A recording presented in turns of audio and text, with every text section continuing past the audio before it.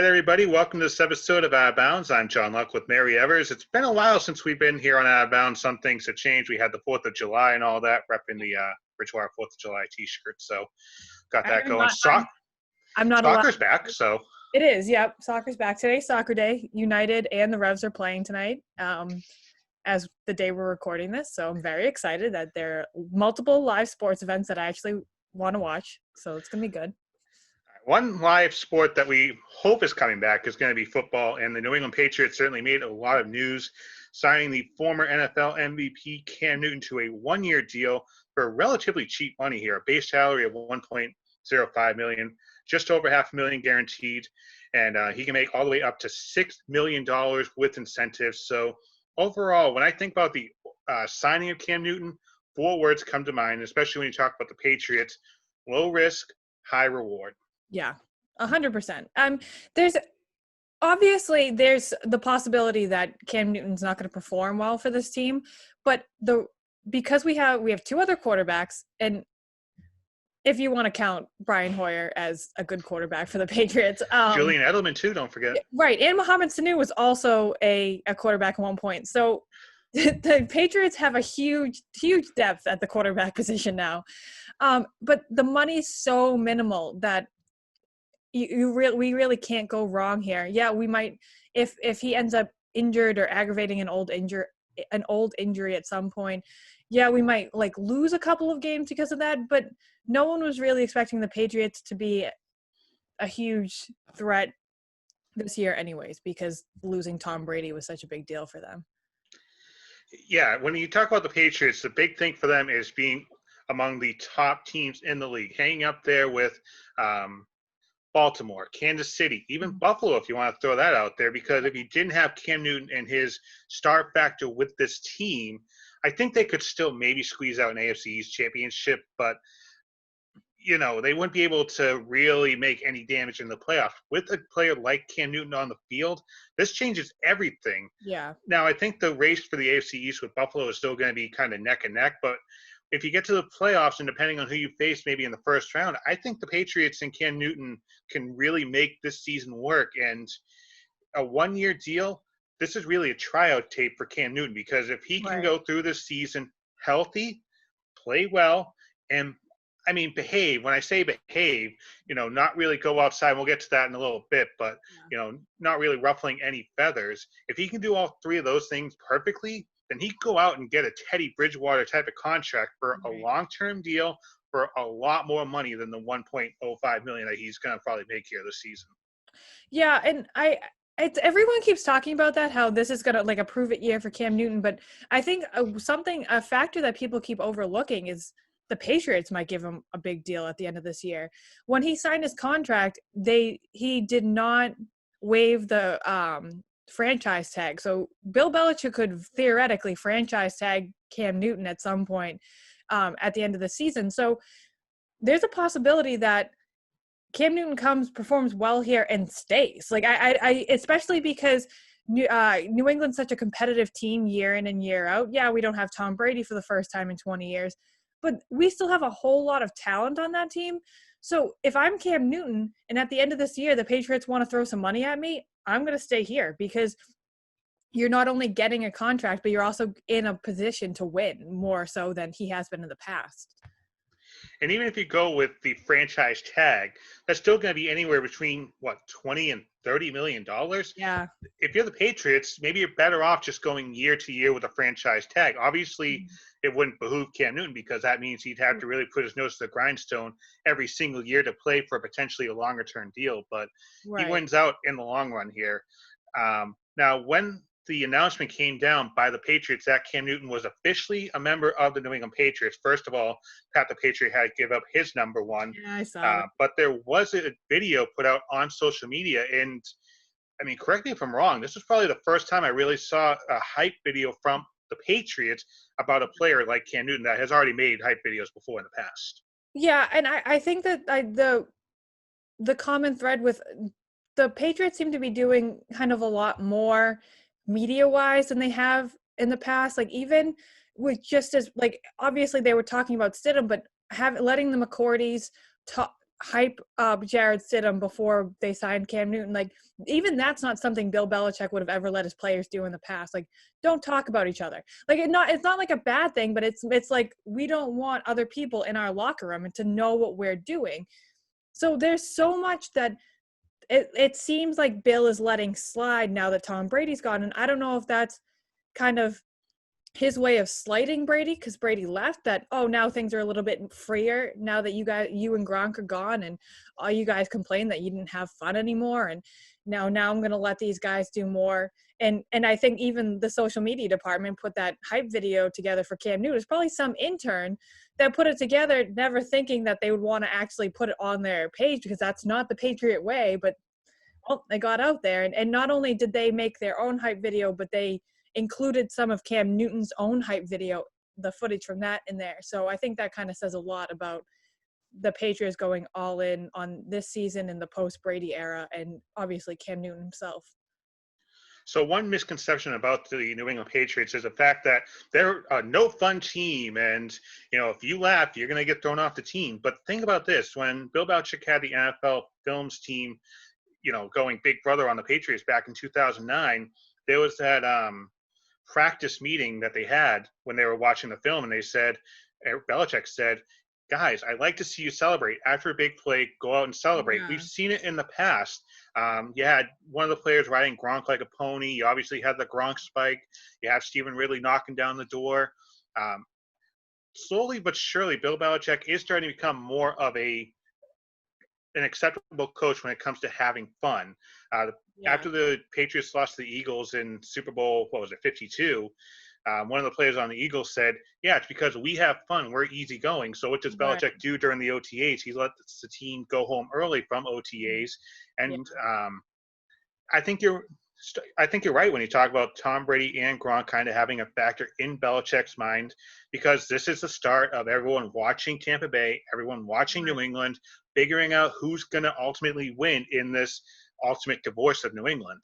Right, because I mean, for so many years, it's the best coach in the league and the best quarterback in the league have been on the same team, and that's why you have 6 Super Bowls in the last 20 years. But now it's best coaches on one team, best quarterbacks on the other team, and it's not only that, but now it's were they actually the best head coach and the best quarterback without each other? So there's going to be so much split attention nationally on these two teams that it's. Bill Belichick is probably, I mean, it sounds kind of petty coming from a man who's in his 70s, but he wants the attention too. I mean, he might not want to talk in a press conference, but he wants his team to be the best team, and he's going to do anything he can to show that. All right, let's get back to Cam Newton here, because with Cam Newton coming to Foxborough, obviously that means there's a bit of a shakeup when it comes to quarterback ranks. Everyone was expecting Jarrett Stidham to be the Patriots starter in 2020 with Brian Hoyer serving as a backup. Yeah. Ultimately, is this signing more about Cam Newton coming to the Patriots or more about the Patriots' confidence in Jarrett Stidham?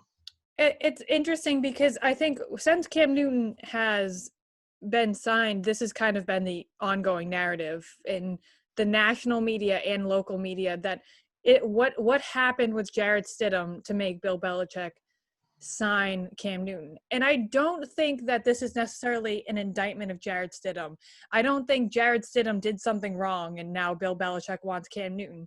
What I'm thinking happened is because of the world we're living in now and the pandemic, they didn't have enough time to work out Jarrett Stidham. This would have been his first year starting in the league, so he could have used every single second of OTAs or workouts or whatever you want to say, like whatever they're doing. And because they don't have that, Bill Belichick thought, I need to get someone who's already been in this position. And luckily for him, Cam Newton was not only out there, but out there at a very reasonable price. Yeah, this was about circumstances when it comes to Cam Newton, because like you said, with the world that we're living in right now, teams couldn't bring him in. They couldn't give him a physical. They couldn't have him work out on their field. So teams are going into this blindly, like the New England Patriots. So worst case, if this thing blows up in their face and Newton throws 10 times more interceptions than touchdowns, then he can just get cut. And really, there's no bad money put aside there. Right. it's not the worst thing in the world to have Jarrett Stidham sit back another year, continue to train, maybe get more of those first team reps. Maybe Cam Newton will be more agreeing to that than Tom Brady, because let's face it, Right. Tom Brady, you can call him a drama queen if you want, you can call him a jerk if you want, but Yeah. when it comes to the practice time, he wanted all those first team reps, and the backup quarterbacks can go screw. Right. That's really how he approached the practice field. And overall, Cam Newton obviously has a lot more experience. Cam Newton has attempted 3,980 passes. Jarrett Stidham has attempted 3 passes, and one of those was a pick six I was against gonna the New York say, Jets. yeah. So obviously, in the world that we're living in now, and we'll get to it in a little bit, but the on-field activities for the Patriots is going to be really cut in half, and it comes down more to your veterans than your new players getting onto the field here. So it should be interesting when we get to August. Yeah.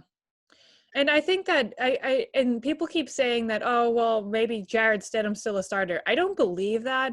And I really don't even think that there's a possibility that he beats Cam Newton out in camp. But if he does by some miracle, now the Patriots, I guess they could cut Cam Newton, or they could use him as trade bait. Just quickly here, there was a rumor about Stidham going to a wedding in Texas in June while Tom Brady was playing pass illegally with his receivers and Gronk. Yeah. Do you think that maybe this played into that decision to bring Cam Newton to Foxborough, that wedding they went to in Texas? I maybe, because I think the problem with what Bill Belichick is doing at this point is he was, as much as he would probably hate to admit it himself, he was kind of spoiled having Tom Brady as a quarterback. Yeah, the last couple of years he didn't show up to OTAs, but he was one of them. He's probably the hardest working player in the NFL. If Bill Belichick is expecting that from the next guy in, and Jarrett Stidham's like, I don't care about this whole coronavirus thing, I'm going to go to one of the states that has the highest rate of cases and go to a wedding, which is, as we've heard multiple times, is kind of a breeding ground for this virus at this point. It's not a good look, and it's especially if you're supposed to be your first year starting in a high market team, and you're just going to blow off to Texas for a week. It's not a good look. So yeah, it may have had something to do with it, just because Bill Belichick might think that Cam Newton's going to be a harder worker. And from the video, I mean, he's already had practice with Mohamed Sanu. He's constantly posting videos of himself working out, so you know that he's getting himself ready for the season, because quite honestly, he has a lot to lose this season. And that work ethic that he has now to prove himself is exactly what Bill Belichick wants in a quarterback. So I think it's going to work out a lot better with him as a starter than Jarrett Stidham. Cam Newton is a driven quarterback entering the 2020 season, but he comes to Foxborough with, I guess you could say, a little bit of baggage, because we've seen on field, there have been some plays where he fumbles the ball, like in Super Bowl 50, and he got out of the fray while everyone else was diving for the loose ball in the biggest game of everybody's life. But also the press conferences. There was that infamous press conference when he was asked a question by one of the female reporters about one of the routes that a receiver was running, I believe, and he said that he thought it was funny to hear a female talk about routes. He also walked away from the podium after losing Super Bowl 50.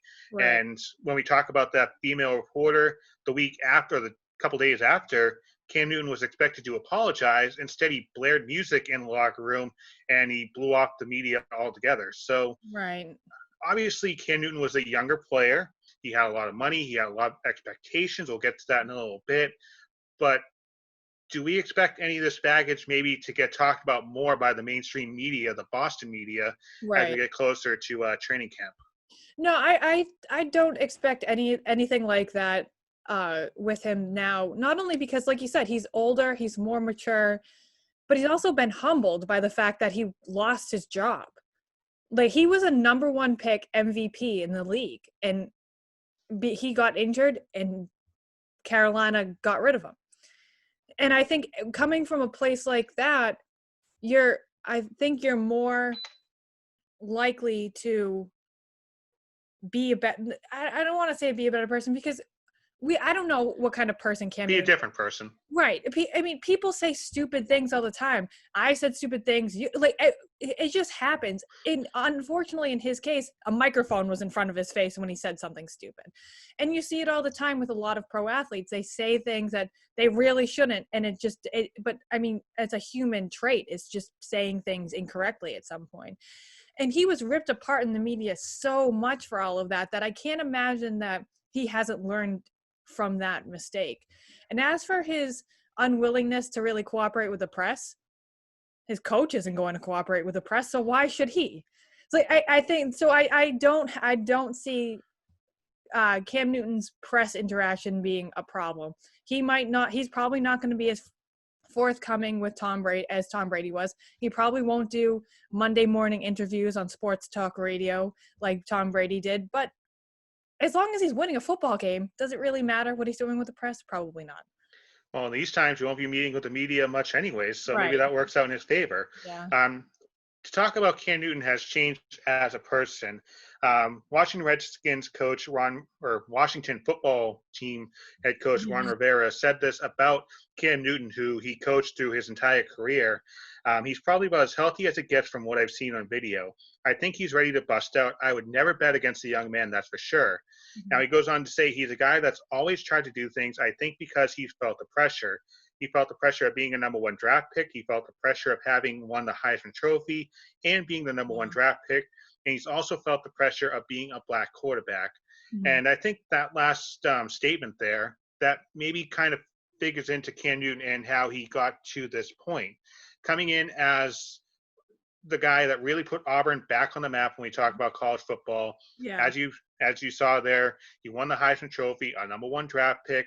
Obviously, there's other things that go into it, but there's a lot of pressure that he felt in Carolina, and eventually it just all crumbled upon him because of the roster buildup by the Panthers. But now, talk about that low risk, high reward. Cam Newton can come in here. He'll have a little bit extra attention, but he can kind of play a little more free. And I think that's going to be the most interesting part when you talk about the on-field aspect of his career. Right. I mean, he's already probably been at the lowest part of his career. Those injuries were tough to take, especially because as good. I mean, obviously he took Carolina to a Super Bowl, and they've had some really decent teams down there. And I don't know how much time he actually had with Christian McCaffrey. I think it was only about one season, and I think that may have been the season his original injury happened. But one thing that he never had in Carolina was a good offensive line. He got hit more than any other quarterback in the league in the last 10 years because he had no protection. Now, I'm not going to sit here and tell you that the Patriots have the best offensive line in the league, but they have a pretty decent one.